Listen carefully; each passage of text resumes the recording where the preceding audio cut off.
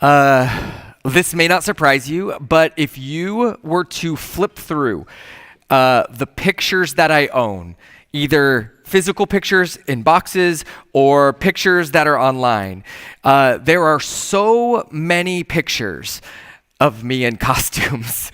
There's the simple costume, Bo Jackson and a mullet for 80s night. There's my classic Coach Heat costume where I'm in a bright yellow warm-up jacket, high socks, headband, aviator glasses, and a whistle. There are silly costumes I've worn for Young Life skits, like a Cupid costume, which was basically just a white sheet wrapped around me like a diaper with a bow and arrow and heart arrows. Every year on Halloween, for my group run, I wear Kate's hot dog costume from like 5th grade to go running in. I've got a leisure suit from the 70s. I dressed up as Tarzan once, and Jane and I were Tarzan and Jane, and she just dressed like herself. It was great. I was once Quail Man from this old Nickelodeon show called Doug. I also once went to a high school dance dressed in a full Santa suit. I used to have a cow costume that I wore way more often than was necessary. And the costume I'm probably best well known for is Ted Lasso, a character from a TV show that I happen to look something like. I have a long history of dressing up in costumes for fun. If you're surprised by this, come ask me and I'll show you lots of pictures. I can't imagine many of you care that much. But I do want you to consider for a moment a favorite costume of your own. What's a favorite costume that you have dressed up in at some point in your life? And Tom's way too cool for costumes. He's in the back going, no costumes ever. Anybody, a favorite costume, just shout it out. What were you? Mascot for a basketball team. Love it. Raggedy Ann. Anybody else dress up in a costume before? Simon. Hot dog. Yes. I approve of hot dog costumes. Carla. Cinderella and Prince Chow Mein. All right. Here's the deal, right? People like to dress up to have a good time, for some fun, but people don't dress up for fun. Sometimes we're forced to dress up, and this can actually feel a little bit like wearing a costume. You don't feel like yourself. Some of you also know this. My very first Sunday as part of this church on staff, I was the youth pastor here at Discovery 20-something years ago.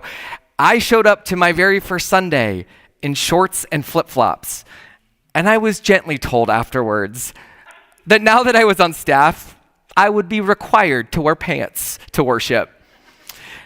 The flip-flops were apparently okay, but I needed to wear long pants. I could do that. That was easy enough. But I'm not gonna lie, it felt pretty unnatural to me, like wearing a costume. Actually, wearing a costume felt more naturally to me than wearing pants, now that I think about it. But Jane and I then moved to Kansas City a few years later, and I discovered flip-flops don't really work in the winter in Kansas City. And so it was actually the weather that forced me to wear real shoes. And for a while, it felt like a costume I was putting on, unnatural, not normal. And when I came back 14 years ago as the pastor, the fact that I was wearing shoes was so shocking to one person that she was convinced that seminary had not just changed me, but it had ruined me. So, right, we wear what we wear for a lot of different reasons. For fun, because we're required to. But what if we got dressed up just to trick someone? What if we put on a costume to get something, to take something, maybe something that doesn't belong to us? And I wonder if any of you immediately connect with this or have faced this temptation. If you've ever pretended to be something you are not, to get something, to take something. This is exactly what happens in our passage this morning in Genesis 27. It's a strange story to be in our holy scriptures. It feels incredibly unholy, right? I mean, it is an uncomfortable story. Like Jacob, who will later be called Israel, is supposed to be like one of the fathers of our faith. But we read this story and wonder, rightly, really? Like, are we supposed to be like this guy? Let me give us a good sense of the story. We just heard it. It was a long story, and so maybe like in some chunks, some summaries, and then let's explore what it might mean for us.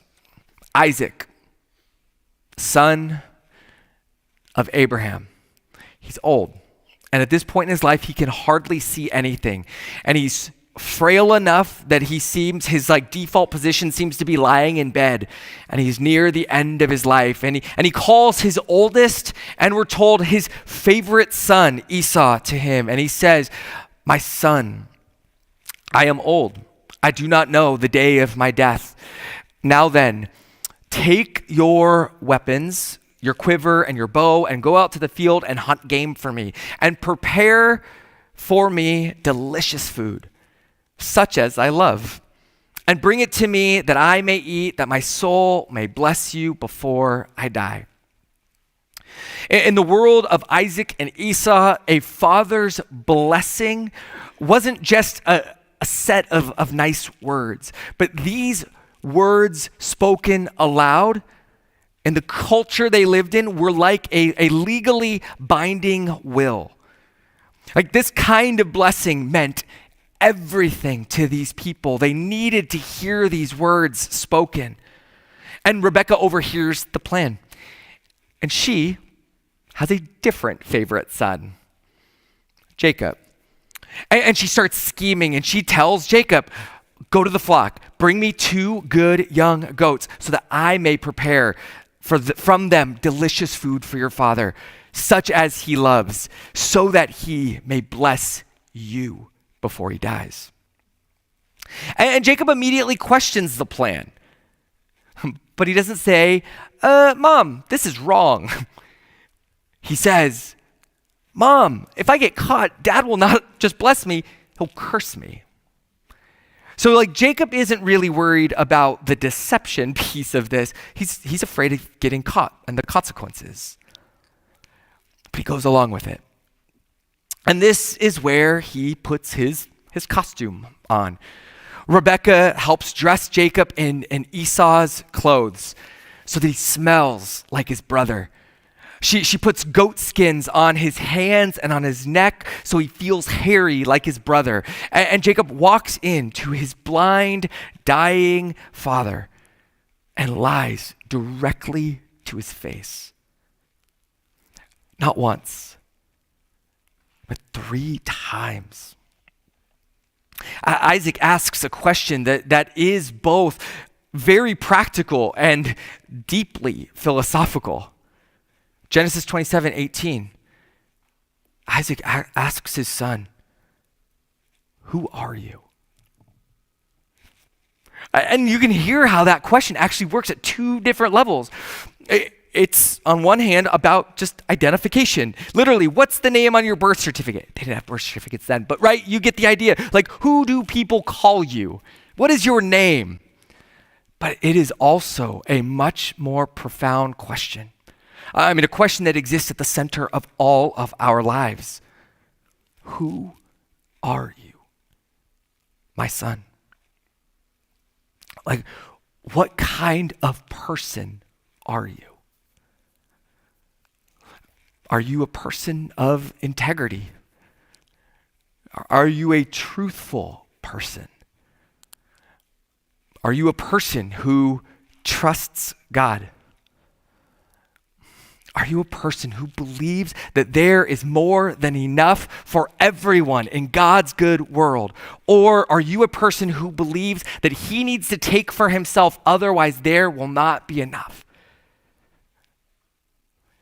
Jacob answers this question with his first lie. His answer is fascinating, right? Because at one level, right, he hides his identity. But at that deeper level, he actually reveals it. This is who Jacob is. The second lie comes. How is it that you have food so quickly, my son? Jacob responds, because Yahweh, your God, granted me success. I was listening as Pete read for us, and I heard noise behind me as we read that. Like it was, people were reacting to Jacob's claim. Because we know what's happening there. Jacob reveals who he is. Not only is he willing to lie and deceive his own father, but Jacob is willing to take God's personal name in vain. This is what it means to take the name of Yahweh in vain. Jacob is willing to use God as a prop in his life. I'm thinking about some ways that this shows up in our lives, in our world. It has been a while since I did any dating, right? More than 20 years ago, at least. But over the last 10 years or so, I've had a few friends, few people close to me who've been on the dating scene. And one of the things I have heard over and over is that people will put God in their dating profiles, and they will talk about believing in God in these descriptions of themselves, while almost like pretty quickly revealing there's almost no evidence of them actually following God with their lives. I was told about one guy whose profile on this dating app described himself as a godly man. Can I just call that a costume? Because I know of zero godly men, people who follow Jesus, who are being shaped like Jesus, who would ever refer to themselves as a godly man. Maybe you do. I don't know any. I don't know any women who would refer to themselves that way. In fact, this is interesting. I was thinking about it because we're going to install our new church board this morning. And one of the consistent traits of everyone that we have selected to serve as spiritual leaders of our church through the years is that when I reach out to them and I say, you have been nominated by our nominating committee, they see you as a model of faith and love and service, and that in some way we want to imitate you and your life and your faith. And to a person that I reach out to and I communicate this to them, they say, yeah, but you don't know how little I pray. Or, no, I'm not a leader. Or, no, you can't see my thoughts. Or, if everyone actually knew me.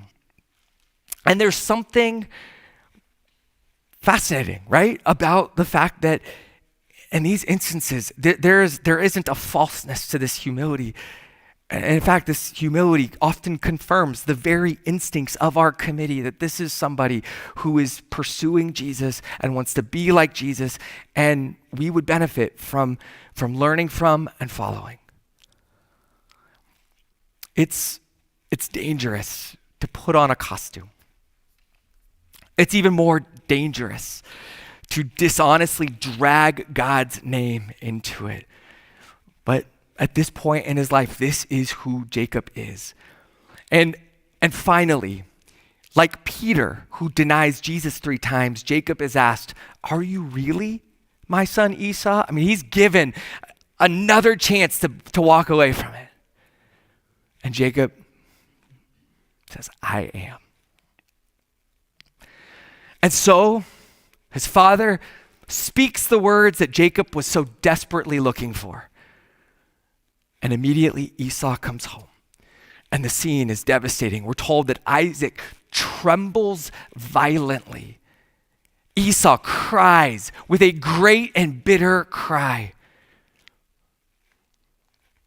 The family is broken. Esau turns to rage and hatred, and he begins to plot the murder of his brother. The story of Cain and Abel reenacted all over again.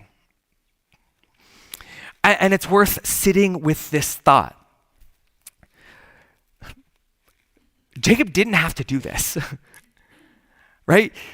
Because before Jacob and Esau were even born, God told their mother, Rebekah, that the older son would serve the younger. God had already chosen Jacob. God's blessing was already coming to him and through him according to God. And God can be trusted to follow through. And so Jacob doesn't need to steal anything. But the fact that Jacob does think that he needs to steal this blessing shows a huge, epic misunderstanding of who God is and what God is like. See, Jacob grows up in this world where, according to the customs of the world, the oldest son usually gets the most of a father's inheritance, and then other siblings are kind of left with whatever is left, and they have to kind of divvy it up. We often imagine that God is like our earthly parents, that God's kingdom is like the kingdoms of the earth. And so we assume that because things are this way in the world, it must be this way with God. It's not. It's not. This isn't how God works. The worldly inheritance that a father might pass down in that world is not the same thing as the blessing that God gives. The promise, the decision to choose someone is not the same as this earthly inheritance that one father might give another. When God promises to bless Abraham, it's clear, he makes it clear that he blesses Abraham so that Abraham will bless the rest of the nations.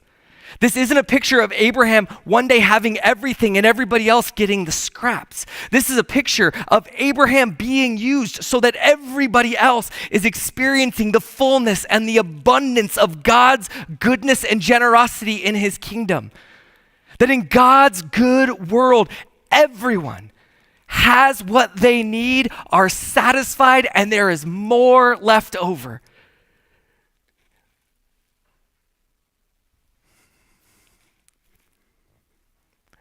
But Jacob shows he doesn't know that this is what God is like. He doesn't actually know who God really is or what God is up to. If Jacob did know what God was like, he definitely wouldn't be so casual throwing God's name around. But more than that, if Jacob knew what God was like, he would have known that he was Jacob, a man who is known and loved and called by God. Jacob doesn't know who God made him to be. And so Jacob puts on a costume. And when his father asks, "Who are you?" Jacob stays committed to it. And I think this resonates with the way that we often live our lives. We put on costumes when we don't trust God to come through for us. I have a friend who calls it putting on face, where we pretend to be something we're not. We pretend to be more confident or more capable or more put together or more successful than we actually are. We worry that the real version of us will not be enough, that we won't have what we need, that we'll be left behind somehow. And so we are afraid that we won't be chosen by God, afraid that we won't be loved. And so we put on the costume that we think will trick others into giving us what we need, what we are looking for. Jacob's costume was made of goat skin and his brother's clothes. That probably won't be our costume. Our costumes are often subtler, but their costumes just the same. I have personally tried really hard through the years to be myself. If you've heard any of my story, you know that I spent most of my teenage years trying to be anyone, to fit in, to be loved, to be accepted. And so this has been a huge part of my journey. When I was applying and interviewing to come back here as the pastor 14 years ago, I actually sent this document that was really long that described who I was and the kind of pastor I believe God was calling me to be, because I wanted it all to be out there. I didn't want there to be any surprises. I didn't want to get a job because others thought I was something I wasn't. But even though I've tried to be myself, to be the same person everywhere I go, this last fall, one of our youth group kids who runs with me at cross country told her mom that I am different at cross country.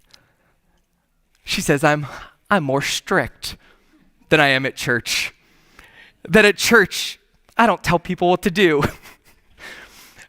But at cross country, I'm much more direct and give clear instructions, and I give them as commands. I'm your coach, you do what I said. She said I should start doing that in church too. I just sort of, no. But I've wondered why I'm that way in one setting, in a different way in another. Is there something I'm afraid of here and being more direct sometimes? Kids in the room, right? You will at times put costumes on to fit in at school, maybe even at home, to look like what your parents want you to be. Adults in the room, our costumes usually aren't all that much more sophisticated, right? We curate social media posts, we perform competence at work when we feel lost and like we don't know what we're doing. We act like our marriages are fine when maybe they aren't. We act like our faith is fine when maybe we're struggling. And so with Jacob in mind, it's worth considering, what is the costume that you are most likely to put on, and what are you afraid will happen if you take it off? Jacob's answer, if he had been honest, would have been, I'm afraid God won't come through. I'm afraid that I won't get what God has promised. And what's yours? In the end, Jacob got the words he thought he wanted. The words he thought he needed. But every time I read this story, it is so striking that Jacob gets nothing. That Jacob has nothing. That Jacob, in the end of the story, is chased from his father's home. He has no wealth, none of the wealth or the inheritance that was supposedly promised by his dad. You look at Jacob's life as he runs away, fleeing his brother who wants to murder him, and you go, I don't think Jacob's the blessed one. His efforts to steal a blessing created a division and animosity between him and his brother, and Jacob brought a curse on his own life. Jacob has cursed himself. And we know that sin has consequences. Not because God is punishing Jacob, but because deception fractures trust. Fractured trust fractures relationships. This is just the way that relationships work. Jacob's costume doesn't get him anything in the end. In fact, it costs him everything. And our costumes often cost us. People don't really know us, and so we feel alone and isolated. They don't know the real us. And we find that our relationships are shallow and we're constantly working to manage them. Or worse, our relationships are fractured because of these costumes we wear. But this brings us to the one who brings us together today. Because there is a person in the Bible who refuses to wear a costume. Because he came knowing exactly who he was. He was and is the dearly loved Son of the Most High God. Jesus never wore a costume. In fact, the early church and theologians ever since have gone out of their way to make it clear that Jesus' human flesh is not a costume that he has put on and then takes off at some point. That flesh that he wears eternally. That he's not like hiding the real God beneath. That his flesh was merely a way to make visible what has always been true invisibly. So that when we see Jesus, we see the glory of God. Jesus didn't wear a costume, and he gave his life for us so that we don't have to wear costumes anymore either. Because of what Jesus has done for us on the cross, we can stand real and unedited and often unimpressive before God. Right? Fully known, fully loved, fully accepted by him. Not because we got the blessing, right? Through some sort of, tricky scheming. But because he gave it to us freely, because he always planned on giving it to us freely.